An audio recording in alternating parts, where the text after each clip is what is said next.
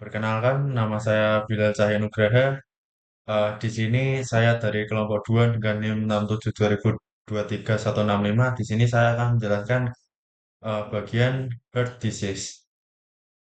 Untuk anggotanya ada Stefanus Dimas Kris Lisaldi dengan NIM 67 2023 015, Nova Hendriawan Putra 67 2023 113, Samuel Izra Adiatmoko 67 2023 153, dan saya sendiri Bila Cahya Nugraha dengan NIM 67 2023 165. Untuk dataset yang dipakai adalah eh, dari Cleveland Clinic Foundation yang terletak di Ohio, USA. Untuk instannya ada 303 dan fiturnya 13. Kami mendapatkan dari UCML. Untuk pertanyaan yang pertama, bagaimana proporsi pasien yang menderita penyakit jantung dibandingkan tidak?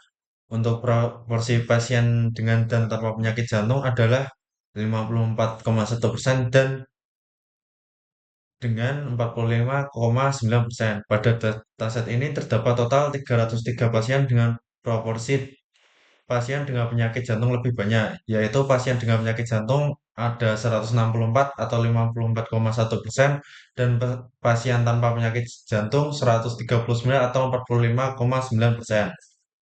Pertanyaan kedua adalah, adakah perbedaan signifikan dalam tingkat penyakit jantung antara pria dan wanita? Jawabannya adalah ya. Pria dalam data ini memiliki proporsi penderita yang lebih tinggi 55,3% dibanding wanita 25,8%. Jumlah pasien wanita ada 97 dan jumlah pasien pria ada 206. Untuk jumlah pasien wanita yang terkena penyakit jantung ada 25 dan jumlah pasien pria yang terkena penyakit jantung adalah 114. Untuk yang terkena berwarna oranye dan yang tidak berwarna, total dari jumlah pasien berwarna hijau. Sekian dari saya, akan dilanjutkan oleh teman saya. Saya Samuel Ezra Datmoko 667 2023 153. Saya akan izin melanjutkan ke nomor 3. Jadi nomor 3 ada soal yaitu rentan usia mana yang paling banyak memiliki penyakit jantung. Kita mulai dari nomor 1 yaitu ada usia kurang dari 30. Pada kelompok ini hanya ada satu pasien dan pasien tersebut tidak mengalami penyakit jantung. Nomor 2 ada usia dari rentan 30 sampai 39. Jumlah pasien dengan penyakit jantung ada 4 pasien dan yang tidak ada 10 pasien. Nomor 3, usia 40 sampai 49. Di kelompok usia ini yang terkena penyakit jantung ada 22 pasien, sedangkan yang tidak ada 50 pasien. Kelompok usia keempat yaitu usia 50 sampai 59. Pada kelompok usia ini, pasien dengan penyakit jantung ada 60, sedangkan pasien yang tidak sakit jantung ada 65 pasien.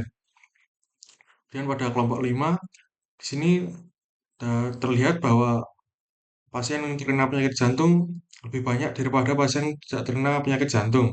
Yaitu pada kelompok usia ini, pasien yang sakit jantung ada 49 pasien, sedangkan yang tidak sakit jantung ada 32 pasien.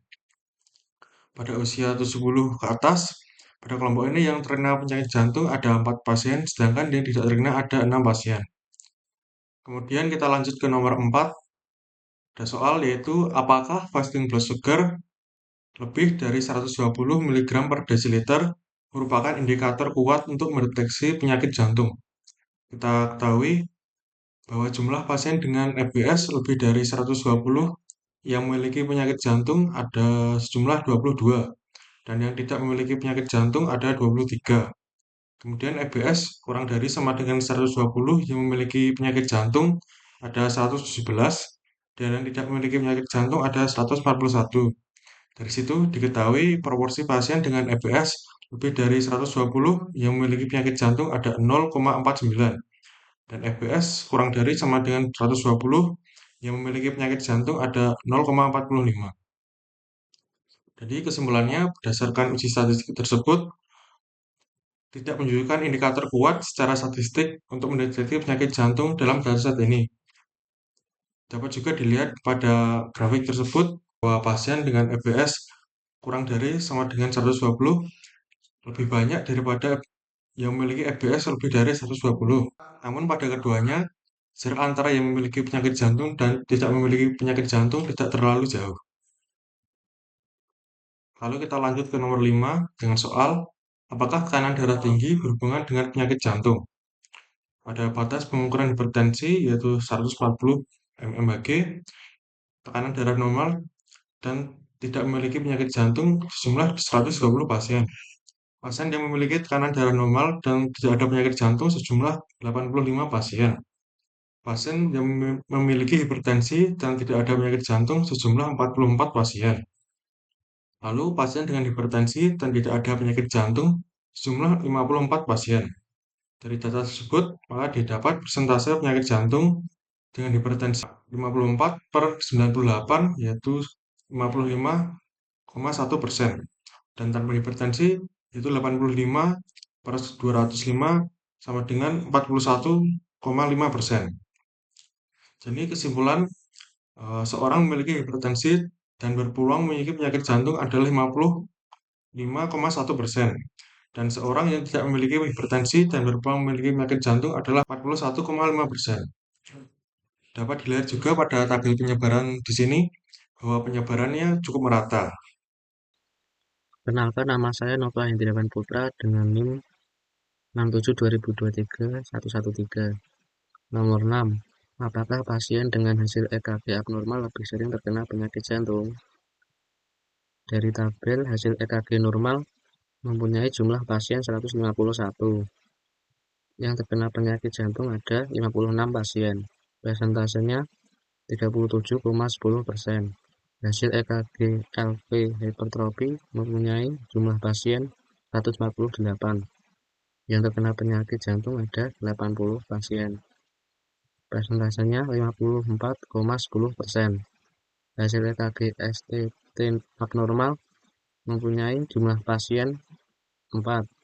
Yang terkena penyakit jantung ada 3. Persentasenya 75,00%. LV hipertrofi ada 80,0 per 148,0 pasien. Persentasenya 54,1%. Normal 56,0 per 151,0 pasien, yaitu persentasenya 37,1%. STT abnormal ada 3,0 per 4,0 pasien, yaitu persentasenya 75,0%. Jadi, apakah pasien dengan hasil EKG abnormal lebih sering terkena penyakit jantung? Jawabannya ya. Pasien dengan hasil EKG abnormal cenderung lebih sering terkena penyakit jantung. STT abnormal adalah kelompok yang paling tinggi persentase penderita jantung yang persentasenya 75%. Meskipun jumlah pasiennya kecil, hanya 4, LV hipertrofi juga memiliki tingkat yang tinggi. Persentasenya yaitu 54,1%. Jauh di atas kelompok normal yaitu 37,1%. Maka pasien dengan hasil EKG yang abnormal, terutama STT abnormal atau LV hipertrofi, memang lebih sering terdiagnosis penyakit jantung dibandingkan pasien dengan hasil EKG normal. Terusnya nomor 7, bagaimana hubungan kadar kolesterol dengan penyakit jantung? Dari kedua grafik tersebut, 29 orang memiliki kolesterol normal dan tidak sakit jantung. 20 orang lagi memiliki kolesterol normal tapi sakit jantung. 135 orang memiliki kolesterol tinggi dan tidak sakit jantung. Dan 119 orang memiliki kolesterol tinggi dan sakit jantung. Analisis persentase. Kelompok kolesterol normal kurang lebih 200 mg.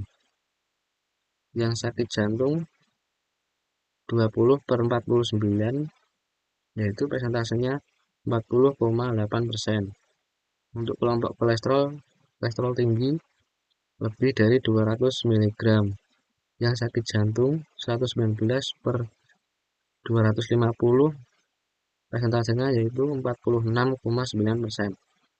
Kesimpulan, terdapat hubungan antara kadar kolesterol tinggi dan penyakit jantung. Perbedaan tidak terlalu besar, hanya selisih kurang lebih 6% antara kolesterol normal versus tinggi. Rata-rata hampir sama. Tanpa penyakit 242,6 mg. Dengan penyakit ada 261,5 mg. Selisih hanya kurang lebih 9 mg. Selanjutnya nomor 8. Apa hubungan detak jantung maksimal dengan kondisi jantung? Dari kedua grafik tersebut, tanpa penyakit.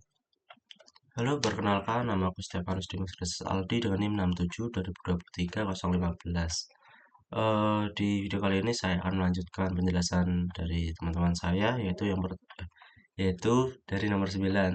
Apakah nyeri dada merupakan indikator utama yang menyebabkan penyakit jantung? Di sini yang pertama ada data tentang asimptomatik, di mana asimptomatik ini dijelaskan tanpa gejala nyeri dada. Asimptomatik di sini ada 105 banding 144 pasien atau sekitar 74,9%. Terus ada atipikal angina, itu terdapat 9 banding 50 pasien atau sekitar 18%. Terus yang ketiga ada non anginal pain, itu terdapat 18 banding 86 pasien, sekitar 20,9%. Terus yang terakhir ada tipikal angina, terdapat 7 banding 23 pasien, atau sekitar 30,4%. Terus dapat disimpulkan, nyeri dada bukanlah indikator utama penyakit jantung. Berdasarkan data, pasien dengan tanpa gejala nyeri dada atau asimptomatik justru lebih banyak yang menderita penyakit jantung, atau sekitar 72,9% dibandingkan dengan pasien dengan nyeri dada khas. Terus lanjut nomor 10 atau nomor terakhir, apakah ST depression saat exercise berpengaruh terhadap penyakit jantung? Dari tabel dan kesimpulan yang analisis yang didapat, yang pertama tidak ada gejala ST depression, terus juga tidak ada penyakit jantung, itu terdapat 119 pasien. Terus yang kedua tidak ada gejala ST depression tambah ada penyakit jantung, itu terdapat 47 pasien. Terus yang ketiga ada gejala ST depression ditambah tidak ada penyakit jantung, itu 45 pasien. Terus yang terakhir ada gejala ST depression tambah ada penyakit jantung, itu 92 pasien. Presentasi penyakit jantungnya itu dengan kondisi ST depression itu didapatkan 92 banding 137 pasien, atau dihitung itu 67,2%. Terus yang kedua itu yang tanpa ST depression itu didapatkan 47 banding 166 atau sekitar 28,3%. Dapat disimpulkan bahwa seorang yang memiliki ST depression dan berpeluang memiliki penyakit jantung itu sekitar 67,2%. Terus yang tidak memiliki ST depression tapi masih berpeluang terkena penyakit jantung itu ada 28,3%. Baik, saya akan lanjut lagi ke codingannya.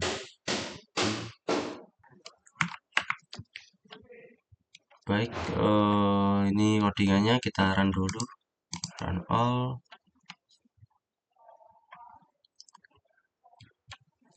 Oke, di sini sudah keren semua. Saya akan jelaskan yang pertama itu untuk install UC Machine Learning repository-nya. Setelah itu kita import apa yang kita butuhkan, misal ada pandas, nami, dan lain-lain. Terus selanjutnya kita ini ada style visual grafiknya. Terus ada untuk mengambil dataset dari library yang kita install tadi, uni, machine learning repository, terus ada inisiasi untuk penamaan. Misalnya ini fitur nanti dimasukkan ke X dan targetnya dimisalkan ke Y. Terus ini untuk menggabungkan fitur dan targetnya. Oke, baik, kita masuk ke pertama, ini codingannya. Oke, langsung ke grafiknya aja. Ini untuk grafiknya terdapat 54,1% untuk tidak ada penyakit jantung, dan ada 45,9% mempunyai penyakit jantung. Nah, dan ini ini yang 0 ini maksudnya yang tidak ada, dan 1 yang memiliki penyakit jantung. Yang tidak memiliki jantung itu tadi sekitar 164 pasien, terus yang memiliki penyakit jantung itu 139 pasien. Terus selanjutnya nomor 2. Nomor 1 tadi pertanyaannya proporsi pasien yang menderita penyakit jantung dibandingkan yang tidak. Oke, yang nomor 2 apa? Adakah perbedaan signifikan dalam tingkat penyakit jantung antara pria dan wanita? Nah, di sini di grafiknya, ya ini di grafiknya terdapat sekitar berapa ini? Wanita sekitar 206 pasien dan prianya 97 pasien. Ini yang untuk wanita penyakit jantung yang tidak memiliki penyakit jantung berarti ada sekitar 97, terus yang memiliki penyakit jantung itu sekitar 25 yang warna oranye. Untuk yang pria ini sekitar 97 yang tidak memiliki penyakit jantung, terus yang memiliki penyakit jantung sekitar 114 pasien. Untuk jenis kelamin pria. Oke. Untuk selanjutnya, untuk nomor 3, analisis rentan usia yang paling banyak memiliki penyakit jantung. Masuk ke usianya, ini tabelnya, ini codingannya. Jelasin dari grafiknya di sini. Untuk di sini didapatkan usia yang kurang dari 30 tahun itu terdapat 1 pasien, dan 1 pasien itu tidak memiliki penyakit jantung. Terus untuk rentan usia 30 sampai 39 ini ada 14 pasien, 10 pasien tidak memiliki penyakit jantung, dan 1 pasien memiliki penyakit jantung. Kalau di grafik ini yang warna ungu atau yang gelap ini tidak memiliki penyakit jantung, dan yang kuning ini memiliki penyakit jantung. Oke, untuk selanjutnya 40 sampai 49 ini 5 totalnya ada 72 pasien, yang 50 tidak memiliki jantung, dan yang 23 memiliki jantung, dan seterusnya. Untuk kesimpulannya sudah dijelaskan di PPT tadi. Terus untuk nomor 4 ini analisis hubungan antara gula darah yang tinggi dengan penyakit jantung. Di sini diterangkan dalam grafiknya ada presentasi pasien, hubungan gula darah dengan penyakit jantung, di mana normal tinggi kadar gula darah itu 120, kalau sudah masuk tinggi itu lebih dari 120. Terus ini yang warna hijau ini tidak memiliki penyakit jantung. Untuk kadar gula darah itu sekitar 54,7%. Terus untuk yang memiliki penyakit jantung dengan kadar gula darah normal ini 45,3%. Terus yang kadar gula darahnya tinggi ini yang tidak memiliki penyakit jantung 51,1%, dan gula darah tinggi dengan penyakit jantung itu 48,9%. Tadi gula darah. Terus nomor 5 ini tekanan darah terhadap penyakit jantung. Dari grafiknya ini sama seperti penjelasan nomor 4 tadi, grafiknya juga sama, itu ada normal dan hipertensi. Di sini ada 58,5%, 41,5%, 44,9%, 55,1%. Oke, masuk ke nomor 6. Di nomor 6 ini dijelaskan pertanyaannya ini, apakah pasien dengan hasil IKG abnormal lebih sering terkena penyakit jantung? Di sini ada grafik tentang hasil distribusi IKG dari dataset yang kita install tadi. Terus di sini ada presentasi penyakit jantung berdasarkan hasil IKG. Di sini untuk LV hypertrophy ini tingginya 54,1%, terus yang normal 37,1%, dan yang abnormal ini yang paling tinggi 75,75%. Oke, untuk yang nomor selanjutnya, nomor 7, bagaimana hubungan antara kolesterol dengan penyakit jantung? Oke, untuk hubungan di sini dijelaskan ada rata-rata. Nah, ada rata-rata kadar kolesterolnya, terus ada distribusi penyakit jantungnya. Nah, di sini untuk rata-ratanya untuk yang memiliki penyakit jantung biasanya itu ada 251,5. Terus yang tidak memiliki jantung itu rata-rata kolesterolnya itu 242,6. Terus ini untuk data pasien yang kolesterolnya normal ini ada sekitar berapa ini, 49 pasien. Terus yang hijau ini yang memiliki penyakit jantung itu terdapat 20 pasien, dan yang tidak terkena penyakit jantung itu 29 pasien. Terus untuk yang memiliki kolesterol tinggi itu terdapat kolesterol tinggi dan dengan penyakit jantung itu terdapat 119 pasien, dan yang tidak terkena penyakit jantung itu 135. Oke, masuk ke nomor yang ke-8. Untuk pertanyaannya, apa hubungan detak jantung maksimal dengan kondisi jantung? Oke, ini untuk grafiknya agak susah dibaca. Tapi ini ada hasil analisisnya, di mana tanpa penyakit jantung rata-ratanya itu berapa ini, 158,4 bpm. Terus dengan penyakit jantung itu rata-ratanya 139,3 bpm. Dan untuk hasil analisis target heart rate-nya ini dari 50% dari MHz. Ini dapat dilihat sendiri. Oke, masuk ke nomor 9. Untuk nomor 9, apakah nyeri dada merupakan indikator utama? Nyeri dada. Oke, untuk nyeri dada ini sama yang jelaskan tadi yang di PPT, ini terdapat grafiknya untuk asimptomatik yang paling tinggi, terus ada atypical paling tinggi ini di 72,9%. Untuk atypical angina ini 18%, non anginal pain ini 20,9%, terus ada typical angina itu 30,4%.